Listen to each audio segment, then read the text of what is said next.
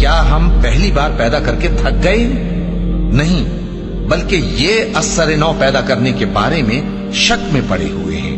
اور ہم ہی نے انسان کو پیدا کیا ہے، اور جو خیالات اس کے دل میں گزرتے ہیں ہم ان کو جانتے ہیں، اور ہم تو رگ جان سے بھی زیادہ اس کے قریب ہیں۔ جب وہ کوئی کام کرتا ہے تو دو لکھنے والے جو دائیں بائیں بیٹھے ہیں لکھ لیتے ہیں۔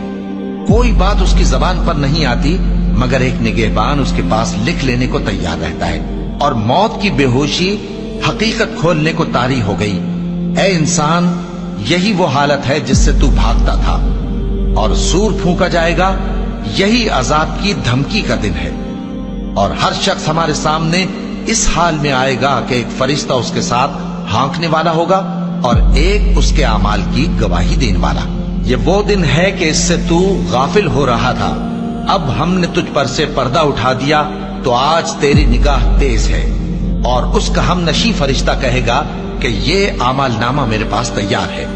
حکم ہوگا کہ ہر سرکش ناشکرے کو دوزخ میں ڈال دو، جو مال میں بخل کرنے والا، حد سے بڑھنے والا، شبے نکالنے والا تھا، جس نے اللہ کے ساتھ اور معبود مقرر کر رکھے تھے، تو اس کو سخت عذاب میں ڈال دو۔ اس کا ساتھی شیطان کہے گا کہ اے ہمارے پروردگار، میں نے اس کو گمراہ نہیں کیا تھا بلکہ یہ آپ ہی رستے سے دور بھٹکا ہوا تھا۔